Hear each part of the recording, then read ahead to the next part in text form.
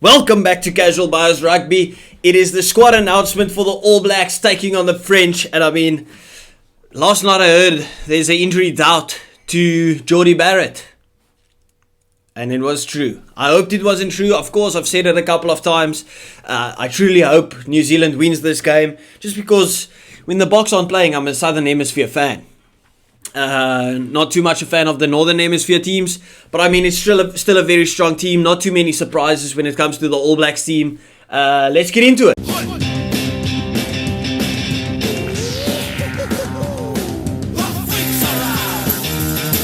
Of course, starting off with the front row, you got Ethan the Groot, Cody Taylor, and Nepo Lulala. No Tyrell Lomax, of course. His leg is gone. It's been ripped off by studs. Hopefully he's back for the next game, maybe the game after that. Of course, he's deep into stitches at the moment. But I mean, not a bad replacement bringing on Nepo Lulala. I thought it might be Fletcher Newell. Don't think he's been bad at all. But I mean, Ethan the Groot, Cody Taylor, Nepo Lulala, very strong, very good, very competitive to go up against the French team. Of course, there's no Cyril Baille. I don't think there's Cyril Baille.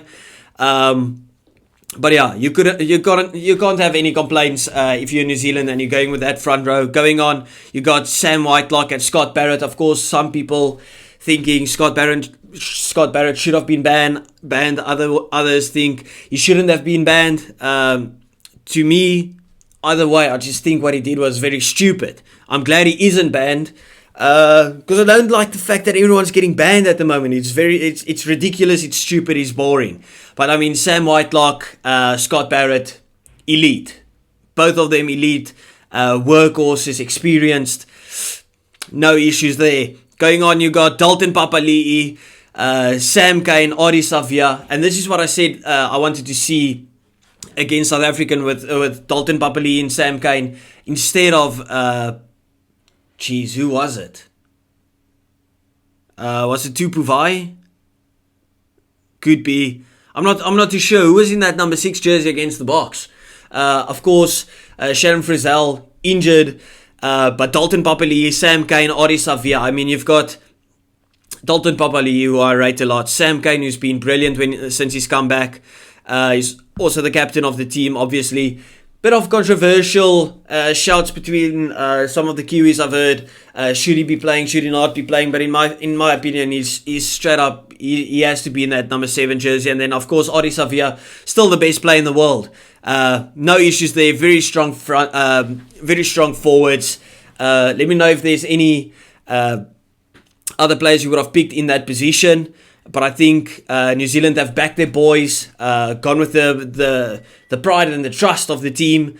Of course, moving on to the back line, and this is where the excitement comes in. You've got Aaron Smith, Richie Mo'unga, probably the best combo in the world. I mean, I've said it a long time that Aaron Smith is still the best 9 in the world. Just the pace that he has at the rucks, his match awareness, he's just so smart, he's so elusive. He just thinks beyond the game, in my opinion. Of course, Richie Mo'unga, the best 10 in the world by a landslide.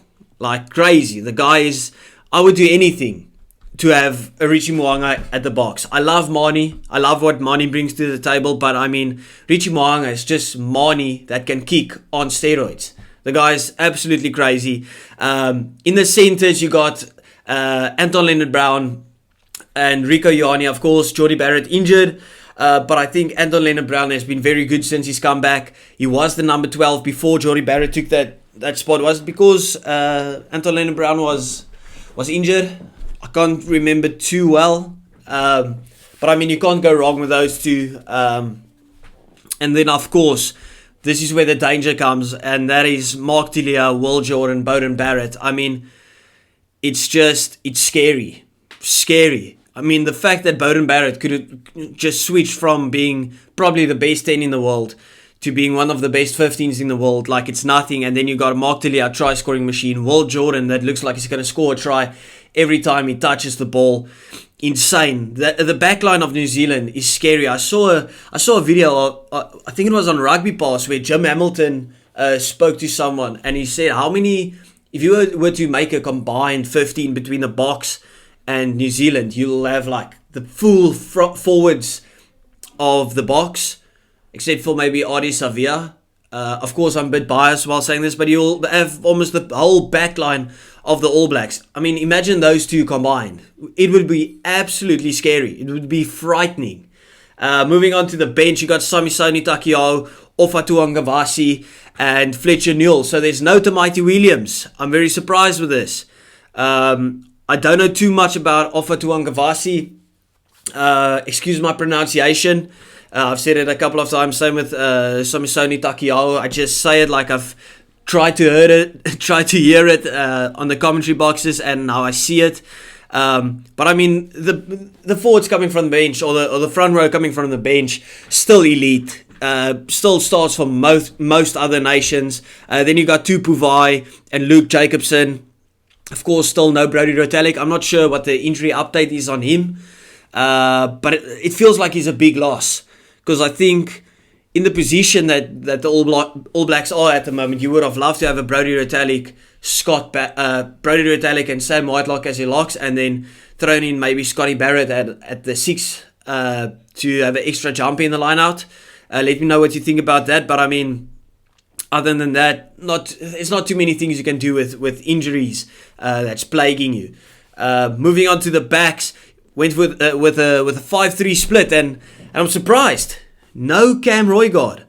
Of course, Finlay Christie is very good, but I just think the X factor that Cam Roygaard has, just playing what's in front of him, could have been such a good thing to bring on from the bench. I just think he was brilliant when he came on against South Africa. I mean, he scored an amazing try, one of the best tries you'll see. And I haven't seen Finlay Christie in a while. Then you got David Avili and Lester Fainganuku also from the bench. So I mean, no D-Mac, no Damian McKenzie, no Caleb Clark. Who's another back that's usually on the bench? Who was on the bench last weekend? I'm not even too sure. I can't remember. But it feels like the backline are guys that haven't played in a while. Of course, Anton Lennon-Brown was on the bench. Stupid. Yeah, let me know what you think about it. I'm a bit sketchy about the bench. Of course, Lester Fainganuku is brilliant. He can slot into the wing or the outside centre position, and I love him. Just the things that he does. Of course, he was brilliant for the Crusaders as well, but he's got no caps really for the All Blacks. So I just think it would have been perfect to have a D-Mac there to slot into any position. Slot into that fullback position, slot into the 10 position, maybe even the inside centre position if you wanted to. Maybe slot a D-Mac fullback and then Beauden Barrett at a 12 or something like that. But I mean, yeah, I don't have anything else to say. Let me know what you think about the squads. Of course, I know my box. The Bokkies a bit better, so I can say more informative stuff about them rather than the New Zealand team. But yeah, I tried my best. Let me know what you think about it. Say what changes would you have made. See you next time.